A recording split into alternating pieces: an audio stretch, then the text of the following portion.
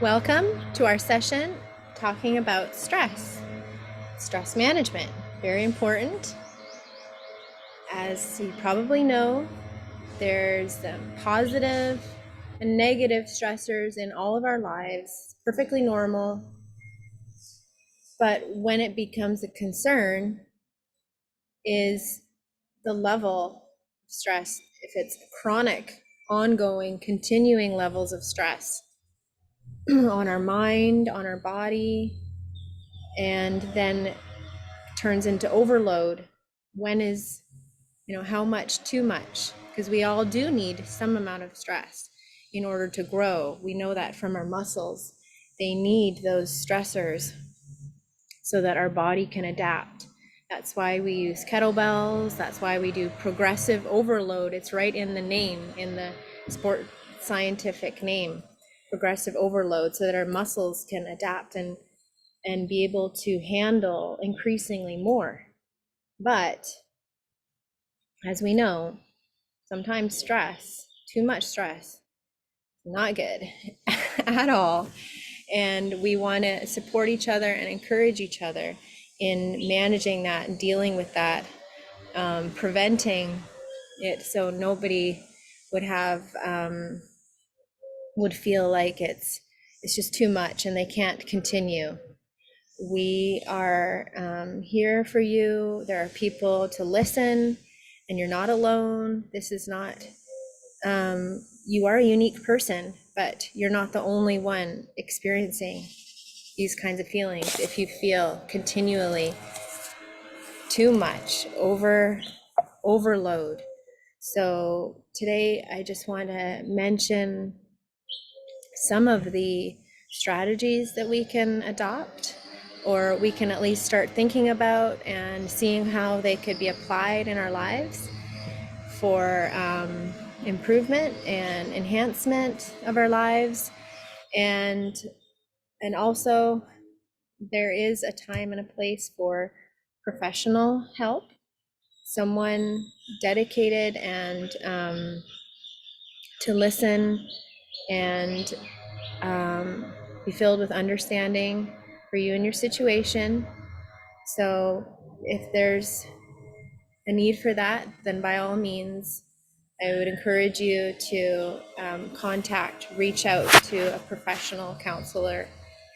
And that could be a very good way to move forward, because there's things that we can control in our lives and there's things that we can't control. As we know, things happen and they're outside of our control. And how are we going to respond? What is our response to it? What is our body's involuntary response? And what are we going to do to train ourselves to adapt a response that is measured and practiced so that we can handle some of the things that come up? So these are a few ideas. What we can also think about, first of all, is what are some of the triggers in our life that we may have observed. When X happens, then Y is the result. And for example, if you notice that you really cannot handle clutter in your home, when various people in your household bring home a lot of papers, they end up all over your living area, that could really be stressful. Just a simple example, but it may affect you more than you realize. And so what could be our system for taking care of that? Just various triggers. Maybe there's a certain relationship that you struggle with, and in that case, what can we do to formulate some boundaries that would support you in your health, so that you can take care of yourself, and as you should be valued, because you are a very valuable person. And stress is not going to beat you, but we are going to think about some ways to support yourself. And this is all part of self-care, right? There's a lot of overlap. So some of the strategies that people may have is, these may seem very obvious, but if you can implement one or two or gradually build habits around some of these, could be really beneficial. And you may think of some more that would help you manage your level of stress. So adopting a system in place. So what am I going to do with that junk mail or those papers that come in through the door? And so adapting some systems and identifying the triggers could be a good place to start. And then we think about our senses and how our body is responding, and how we can surround ourselves with some really good, nourishing, some nourishing factors in our lives, like just plain old taking a nap, 20-minute nap. If you can, you may think, I have no time for that, but do you really have time just to let the chronic stress become too overwhelming? Prevention would probably save yourself more in the long run. So I do highly, strongly suggest making your sleep a priority, at least 7 hours, 7 hours minimum baseline, okay? And waking up at the same time every day consistently, even on the weekends, even when you think that sleeping in would sound beautiful. But the studies have shown that waking up consistently is even more important than going to bed at a certain time, which is also helpful too. But yeah, really prioritizing your sleep and your rest days. And again, boundaries come into that, so that you have those margins that you may have heard about, just space for when life happens, something unexpected, and do you have the capacity to bounce back? And that resilience, that's what we're trying to build. That's a great word, resilience, right? So another way we can do that is, of course, in nature. As you can see, I'm in some beautiful surroundings, got the lush greenery here, and that really nourishes me. The flowers and the wildlife and the different seasons. If you're in Canada, there's the beauty in each season. Some people have noticed the sound of running water. If you can walk near a stream or the ocean, the sound of waves, the rhythmic, soothing, calming, it affects our senses. And you can give that a try. And then, of course, there's the breathing. Some breathing practices that we do go over on our Saturday morning. Here's a plug for Saturday mornings, our regular time of relaxation, breathing, mobility, stretching, all that wrapped into time together, breathing, not panic breathing through the mouth, but breathing in through the nose and out through the mouth. And through the diaphragm too. So low down here, your deep belly breathing.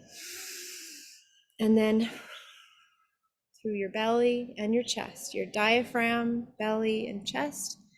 And if you want to count, just a simple one right now is to inhale for 4 and then exhale for longer for 6 counts.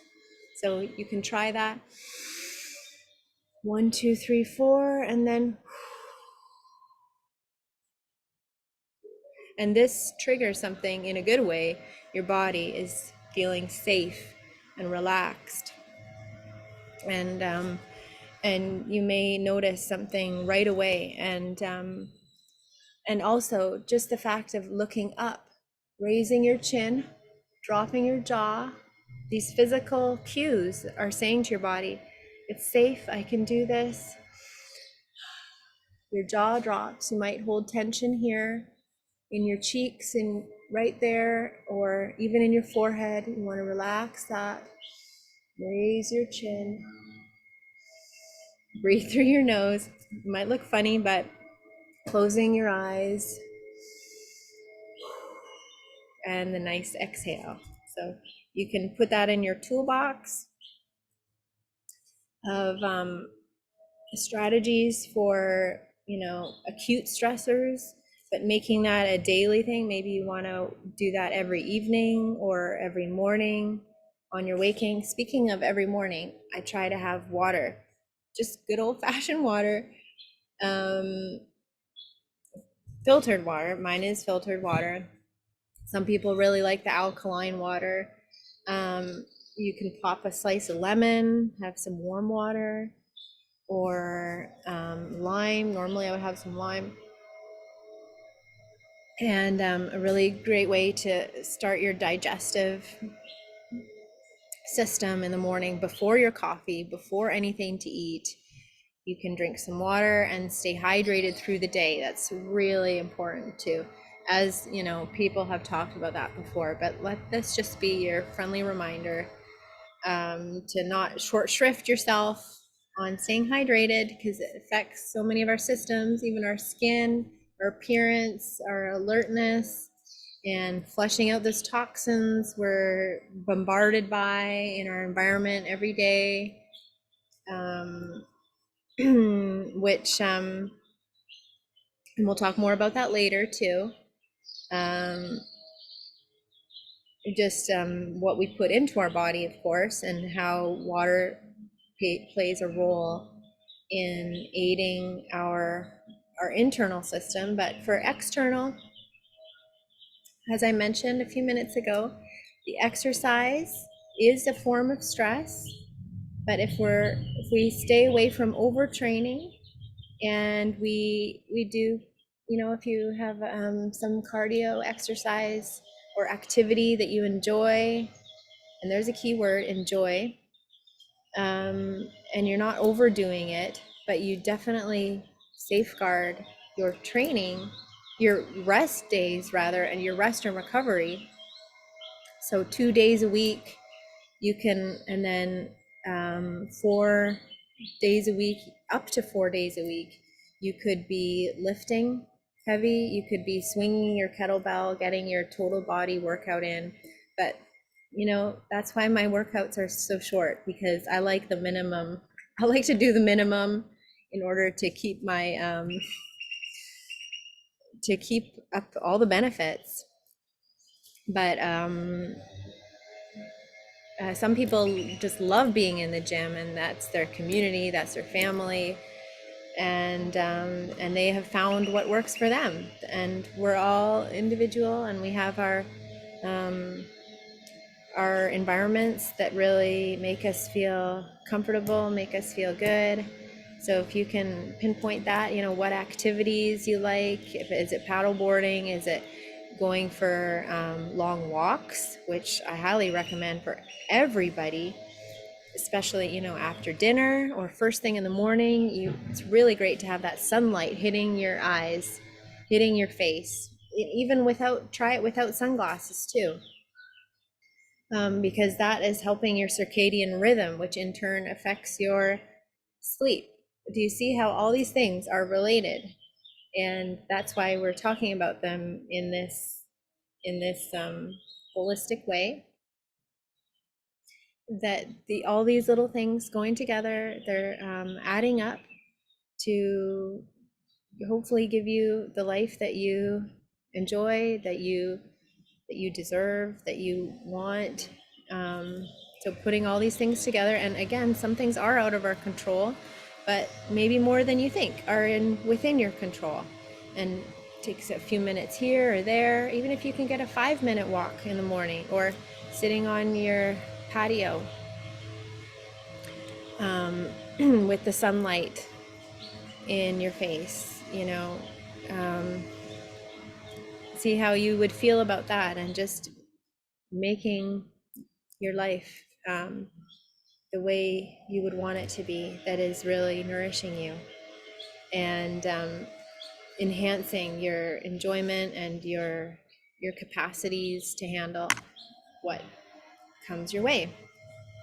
So another idea is maybe you want to combine some of these options. Like if you're sitting on your porch, why not grab a cute little journal, your favorite pen, and write down a few things. This is what I've been doing for over a year now. I just have two little columns, and one says things I'm thankful for or things that were fun in the last 24 hours. You could try to do at least 3. And then on the other side, things that I'm thinking about and that I need help with, or things that are stressing me out. You could put that on the other side. Just the very act of putting them down onto paper gives you a bit of a release, and that you know that you are doing something about it, even just by writing it down. Okay, that might be a very good idea for you.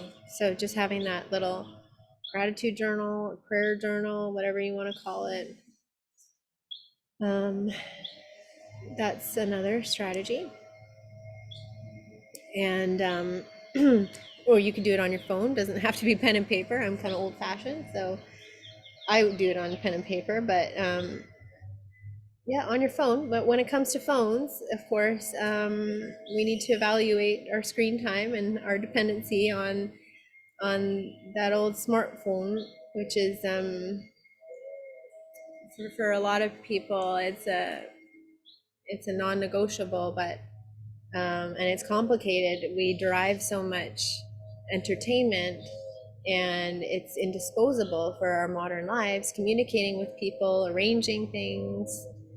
But it can also be a source of stress, as we know. Of course, someone has to mention social media. We can learn so much from other people's experiences and how they document it online. But then there's also the dangers of that too. So let's try to be honest with ourselves. And if you need more help with that area, then there are resources for that. And you can talk to me about that. And I do have some ideas and resources. And so yeah, our exercise, if we're doing something we enjoy, we're learning, we're growing, we're not just doing fluff work with no meaning, no rhyme or reason, but we are doing a dedicated program as best as we can. I understand, we're in different seasons of life, and some people may have small children, or if you're a senior and you just don't sleep very well at all, you're doing your best and you're being as consistent as you can. And that is key, consistently. And just, you don't beat yourself up if you miss a day or you miss a week. Even you just go again next time. You just say, you know what, I'm just going to do next time. And same with our meals too, but we can talk more about that later. One thing I really love is singing. And I don't know how many of you like singing, but music, singing, of course, laughing, humor, not taking ourselves too seriously. We were just watching some very old gag shows, and just that lightning, it does affect us positively. Singing together, for some people, it's the physical touch, giving our loved ones a hug, giving our pet a hug, a cuddle, just petting an animal. Maybe for you, it's gardening. I don't know, or all of the above. But these little things can really nourish and make our lives enriched and more enjoyable, as you know. So I encourage you, don't feel guilty about doing that, but it is part of your self-care, part of your health. And maybe you want to soak in a bath, or it's the scent for you. You want to bake some bread or some cookies or something, or to have cinnamon rolls. I don't know, but our senses, and putting on your favorite album and having a dance, identifying what is really going to work for you and what you can incorporate and make it into a good habit.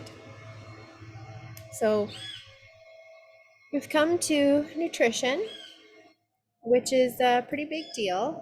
As you know, we don't just